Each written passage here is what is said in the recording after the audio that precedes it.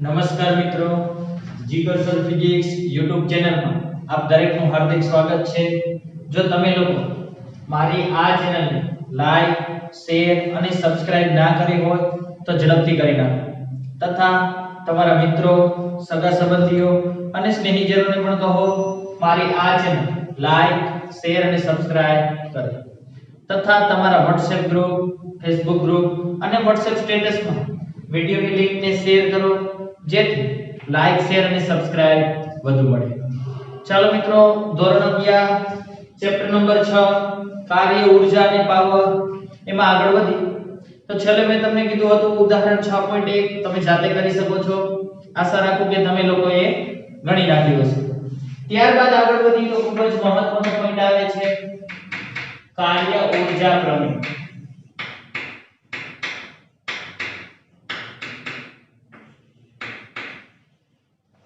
કાર્ય ઊર્જા પ્રમેય એની સાબિતી આપણે નહીં કરીએ, બરાબર છે. ડાયરેક્ટ આપણે એને યાદ રાખી લઈશું કારણ કે આપણે સાબિતી કરવાથી કોઈ મતલબ નથી, બરાબર. એના સૂત્રથી જ આપણને મતલબ છે.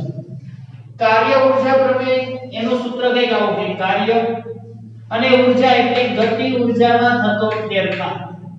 આ જે સૂત્ર લીધું, આ સૂત્રને કાર્ય ઊર્જા પ્રમેય તરીકે ઓળખવામાં આવે છે. એટલે કહેવાનો અર્થ એવો થાય કે કોઈ પદાર્થ ગતિ કરતો હોય તો એની પાસે કંઈક તો ગતિ ઊર્જા હશે, એટલે કંઈક ગતિ ઊર્જા સાથે ગતિ કરતો હશે. હવે જો એના ઉપર કાર્ય કરવામાં આવ્યું હોય તો એ પદાર્થ રહ્યો, એ પદાર્થની ગતિ ઊર્જામાં કાં તો વધારો થશે કાં તો ઘટાડો થશે. એ જેટલો વધારો થયો કે જેટલો ઘટાડો થયો એટલું જ કાર્ય થયું હોય, કારણ કે અમુક ગતિ ઊર્જા તો તેની પાસે હતી જ. જેટલી વધી હોય એટલું જ કાર્ય થયું હોય, કારણ કે નવી ઊર્જા, નવું કાર્ય ક્યાંયથી ઉત્પન્ન થતું નથી. જે હોય એ માત્ર એક સ્વરૂપમાંથી બીજા સ્વરૂપમાં ટ્રાન્સફર થાય. ખ્યાલ આવે છે? ખબર પડી? એટલે આપણે આ સૂત્રને ડાયરેક્ટ સ્વીકારી લઈશું કે કોઈ પણ પદાર્થ ઉપર થતું કુલ કાર્ય એ કેટલું હોય તેની ગતિ ઊર્જામાં જે ફેરફાર થાય એના બરાબર જ હોય. એટલે જ આને કાર્ય ઊર્જા પ્રમેય તરીકે ઓળખવામાં આવે છે અને આપણે યાદ રાખીશું. કમ્પ્લીટ છે. ત્યારબાદ આપણે આગળ વધી તો ઉદાહરણ આવે છે, પણ એ ઉદાહરણને ઘડીક આપણે સાઈડમાં રાખી અને આગળ વધી. પહેલા કાર્ય કોને કહેવાય અહીંયાથી આપણે શરૂઆત કરીએ. કાર્યને આપણે W વડે દર્શાવશું. કાર્ય શું? ખરેખર આપણે શરૂઆતમાં જ મેં તમને કીધું હતું આપણે કાર્ય, ઊર્જા અને પાવર માટે ઘણા બધા શબ્દનો અર્થ ઉપયોગમાં લેતા રોજિંદા જીવનમાં કાર્ય, ઊર્જા અને પાવરને આપણે આપણી રીતે કહેતા હોઈએ છીએ, પરંતુ ખરેખર ભૌતિક વિજ્ઞાનની ભાષામાં કાર્ય કોને કહેવાય એની આપણે ચર્ચા કરીએ. તો કાર્યની વ્યાખ્યા કંઈક આવી રીતે કરવામાં આવે છે.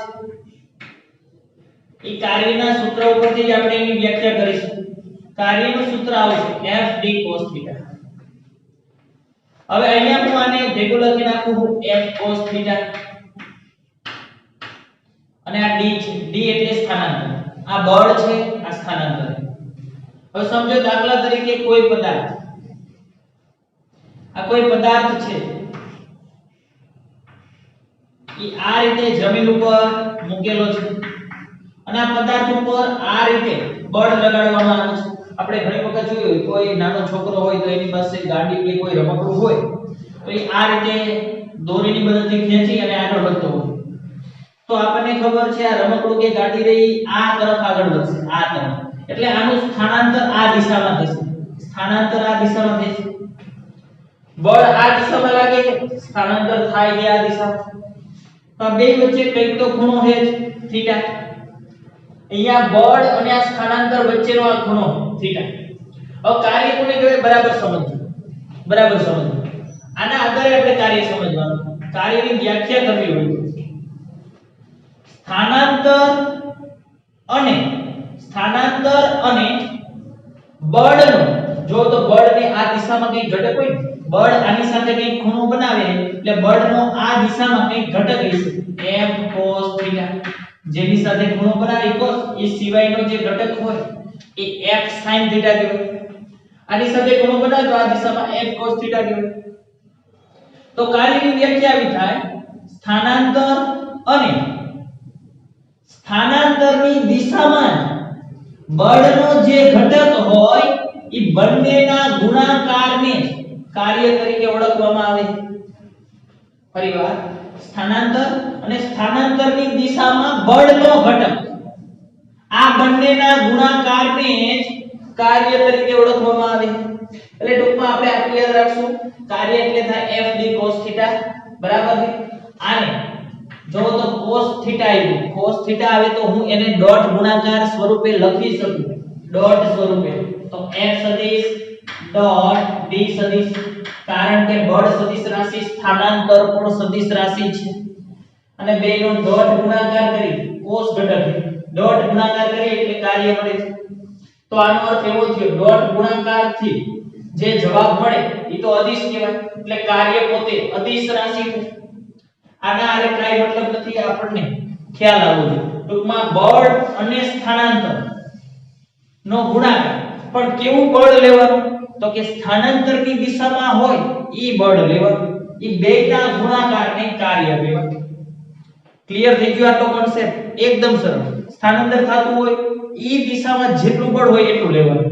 બળ ખરેખર લાગતું તો આ દિશામાં, ઈ દિશાનું ન લેવાનું. સ્થાનાંતર હોય ઈ દિશાનું બળ લેવાનું. એટલે આપણે લીધું તો f cos θ. બોલો કમ્પ્લીટ. દાખલો ગણવા માટે આપણે કશું યાદ રાખવાનું નથી. દાખલો ગણવા માટે ડાયરેક્ટ આપણે આટલું યાદ રાખશું, f d cos θ, જ્યાં θ એ f અને d વચ્ચેનો ખૂણો, f અને d વચ્ચેનો ખૂણો. આના આધારે એક વસ્તુ નક્કી થઈ ગઈ, કાર્ય અદિશ રાશિ છે, જેને દિશા નથી. કેમ? ડોટ ગુણાકારનો જે જવાબ આવે એ અદિશ હોય, અદિશ. ચાલો આનો એકમ શું થાય કાર્યનો? તો કાર્યનો એકમ અહીંયાથી પણ નક્કી થઈ જાય. બળનો એકમ થાય ન્યૂટન, સ્થાનાંતરનો થાય મીટર, કોસ ને એકમનો હોય. ન્યૂટન મીટર એટલે જૂલ તરીકે ઓળખવામાં આવે. અને કાર્ય એક પ્રકારની ઊર્જા જ છે.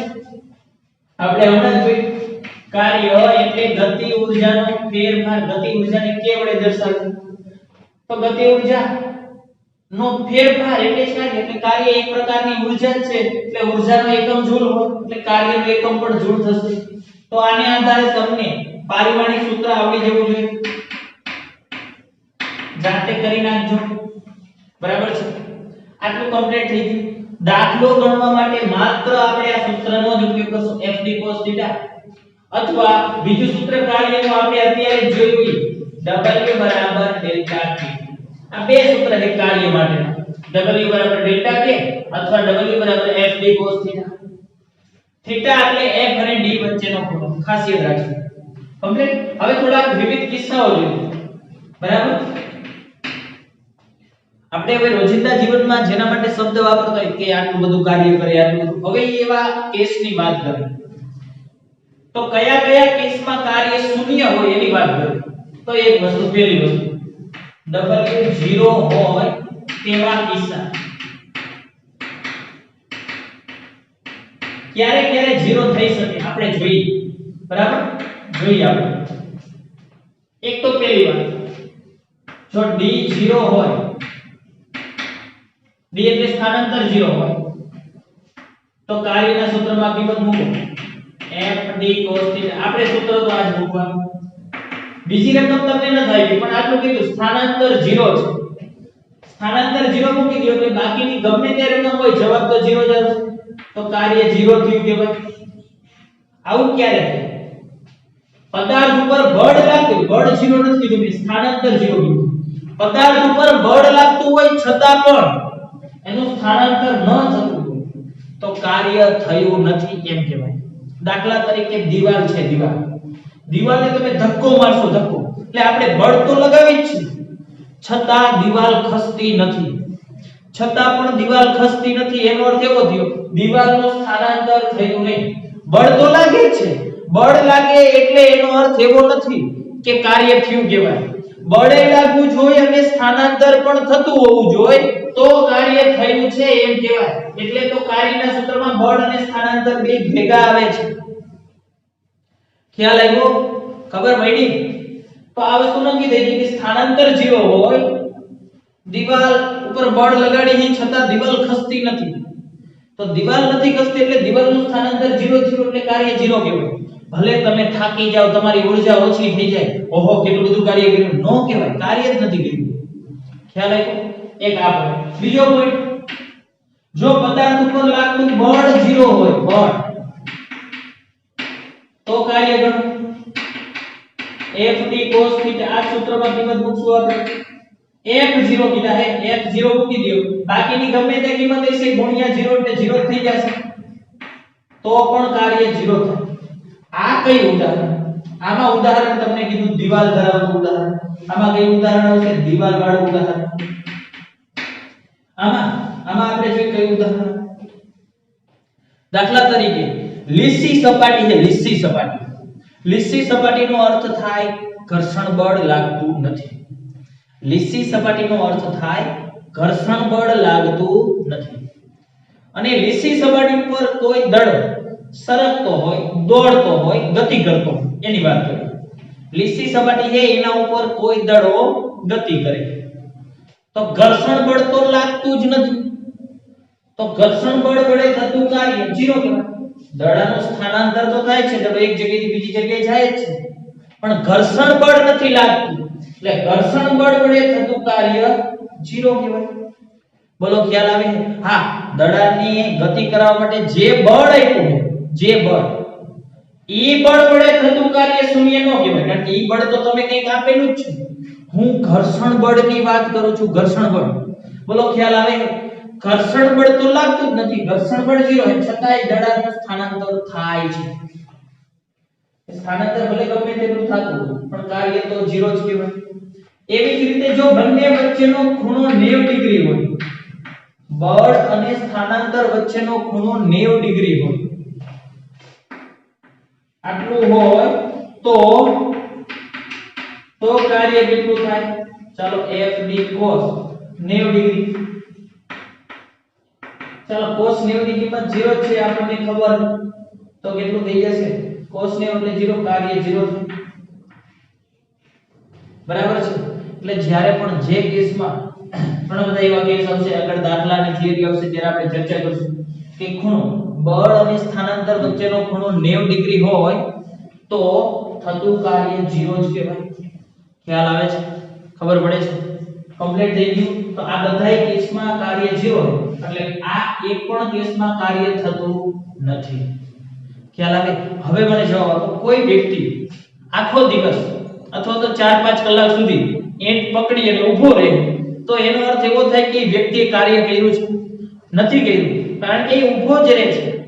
ભલે એ થાકી જશે, એની ઊર્જા ઓછી થઈ જશે, બરાબર છે, એનું શરીર કામ નહીં કરે, છતાં પણ એને કાર્ય ન કર્યું કહેવાય. કાર્ય કરવું એટલે બળ, પણ કેવું બળ લેવાનું? સ્થાનાંતરની દિશામાં બળ લ્યો અને પદાર્થનું સ્થાનાંતર થતું હોવું જોઈએ, તો બેયના ગુણાકારને કાર્ય કહેવાય.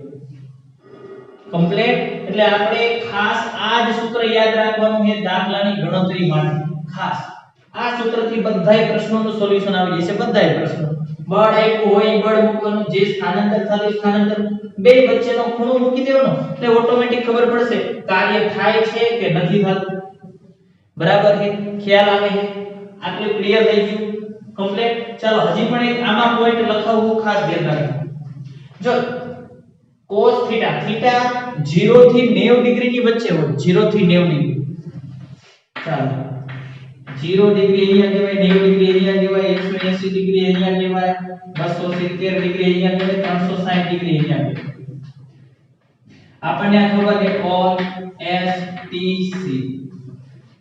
0 થી 90 ડિગ્રી ની વચ્ચે ખૂણો હશે તો all એટલે બધા વિધેય sin cos tan cot યાદ કરો, અમે શીખવાયું હતું. બરાબર છે? મેથ્સ ટૂલ્સ ફોર ફિઝિક્સ માં આ પોઈન્ટ લીધેલો છે. 0 થી 90 ડિગ્રી ની અંદર બધા વિધેય ધન હોય, એટલે cos ની કિંમત cos 0 ડિગ્રી હોય 10 ડિગ્રી હોય 15 20 25 50 90 ડિગ્રી સુધી cos ની કિંમત ધન આવશે બરાબર છે આ કિંમત ધન આવે તો કાર્ય ધન આવશે બરાબર છે ખબર પડે છે એટલે cos થીટા ની કિંમત 0 થી 90 ડિગ્રી માટે ધન આવશે પછી 90 થી 180 ડિગ્રી માટે શું થશે 90 થી sin અને એનું વ્યસ્ત cosec આ બે જ ધન બાકી બધાય ઋણ એટલે આપણે cos જોઈશું cos 90 થી 180 ની વચ્ચે ઋણ આવશે એટલે આ કિંમત ઋણ આવશે તો કાર્ય ઋણ પણ અને આ બધાય કેસ જોઈએ આપણે તો આ બધાયમાં કાર્ય 0 પણ આવે એટલે કાર્ય પ્લસ એ હોઈ શકે માઈનસ પણ હોઈ શકે 0 પણ હોઈ શકે ધન ઋણ કે 0 હોઈ શકે ક્યારે ક્યારે હોય એની મેં તમને માહિતી આપી એટલે સમજી વિચારીને આપણે યાદ રાખવાનું કે એકદમ સરળ કોન્સેપ્ટ છે કાર્ય f d cos θ આની મદદથી જ આપણે કાર્ય શોધશું બરાબર છે આમાં તમને બધો ડેટા ખબર હોવી જોઈએ જો આનાથી ન થાય તો કાર્ય આ સૂત્રથી આપણે શોધી નાખશું બોલો સમજણ એકદમ ઈઝી કોન્સેપ્ટ છે કમ્પ્લીટ ચાલો આપણે મેં તમને આ એનો SI એકમની વાત કરી જો આ સિવાય એના બીજા પણ એકમો છે એ બીજા એકમો હું તમને અહીં લખી દઉં ઈ યાદ રાખશો કાર્યના જ એકમો ઇલેક્ટ્રોન વોલ્ટ ઇલેક્ટ્રોન વોલ્ટ આ કાર્યનો એકમ છે જે 12મા ધોરણમાં આવશે આપણે ભણશું બરાબર છે ચાલો 1 ઇલેક્ટ્રોન વોલ્ટ એટલે કેટલું થાય તો જોઈએ આ 1 ના 1 આ ઇલેક્ટ્રોન એટલે ઇલેક્ટ્રોન પરનો વિદ્યુતભાર છે એવું સમજી લ્યો 1.6 ગુણ્યા 10 ની -19 ઘાત એક ઇલેક્ટ્રોન ઉપર આટલો વિદ્યુતભાર હોય તમે ધોરણ 10 ની અંદર ભણી ગયા છો બરાબર છે અને 12મા ધોરણમાં પણ આપણે ભણશું અને આ વોલ્ટ છે એના ડાયરેક્ટ થઈ જશે જૂલ 1 ના 1 ઇલેક્ટ્રોન એટલે ઇલેક્ટ્રોન ઉપરનો વિદ્યુતભાર 1.6 ગુણ્યા 10 ની -19 ઘાત વોલ્ટ ના થઈ જાય જૂલ એટલે 1 ઇલેક્ટ્રોન વોલ્ટ એટલે આટલા જૂલ થાય યાદ રાખશું આ પણ કાર્યનો એકમ છે આ સિવાય કાર્યનો એકમ અર્ધ છે અર્ધ બરાબર છે કાર્યનો એકમ અર્ધ છે અર્ધ બરાબર કેટલા જૂલ થાય આ હું તમારા ઉપર છોડી દઉં છું શું કામ કારણ કે યાદ કરો ચેપ્ટર નંબર 2 યાદ કરો માપન તથા એકમમાં આપણે બે અલગ અલગ એકમ પદ્ધતિમાં બે એકમો વિશેનો સંબંધ મેળવ્યો હતો અર્ગ અને જૂલ તો એ સંબંધ હવે તમે જાતે મેળવી નાખજો રિવિઝન થઈ જશે અને તમને આવડી પણ જશે બોલો યાદ આવ્યું કે નહીં હા કે ના રેડી એટલે અર્ગ અને જૂલ માટેનો સંબંધ તમારો જાતે એના આધારે તમે મેળવી નાખજો ત્યાર પછી આ સિવાયનો એકમ છે કિલોવોટ અવર વોટ અવર આ પણ કાર્યનો એકમ છે ઊર્જાનો જ એકમ છે જે આપણે હજી આગળ ભણશું હજી આગળ આવશે અત્યારે યાદ રાખજો આ 1 ના 1 આ કિલો એટલે થઈ જાય 10 ની 3 ઘાત વોટ એટલે થાય જૂલ પર સેકન્ડ વોટ પાવર નો એકમ છે હજી પાવર આપણે આવ્યો નથી પાવર વિશે આગળ આવશે આપણે ભણશું ત્યારે ખબર પડી જશે 1 વોટ એટલે જૂલ પર સેકન્ડ થાય અત્યારે ખાલી નથી અને આ 1 કલાક છે 1 કલાકની સેકન્ડ થાય 3600 સેકન્ડ તો સેકન્ડ ઉડી ગયા એટલે જૂલ જ વૈધા એટલે આટલા જૂલ થઈ જશે 3600 ગુણ્યા 10 ની 3 ઘાત જૂલ બોલો ક્યારે કો ઇલેક્ટ્રોન વોલ્ટ અર્ગ કિલોવોટ અવર આ બધા એકમ કાર્યના છે અને આ સિવાય હજી એક એકમ છે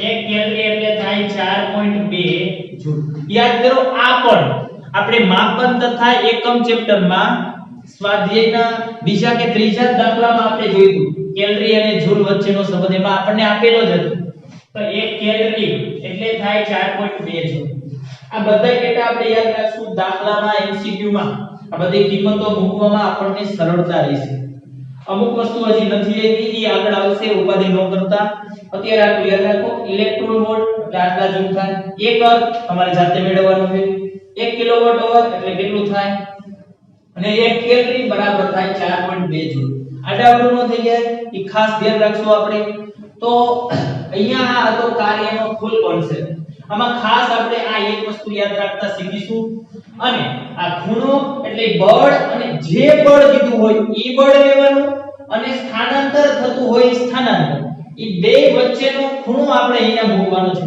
આટલો કોન્સેપ્ટ છે આપણે આ યાદ રાખીશું બાકી અદિશ રાશિ એ કારણ કે ડોટ ગુણાકાર આવ્યો પછી એકમ ખબર પડી ગઈ પારિમાણિક સૂત્ર પ્લસ માઈનસ 0 પણ કિંમત હોઈ શકે બરાબર જ્યારે આપણે આને દાખલા ગણીશું ત્યારે હજી પણ વધારે આનો કોન્સેપ્ટ ક્લિયર થશે બાકીની જે ચર્ચા છે એ આપણે આવતા લેક્ચરમાં કરીશું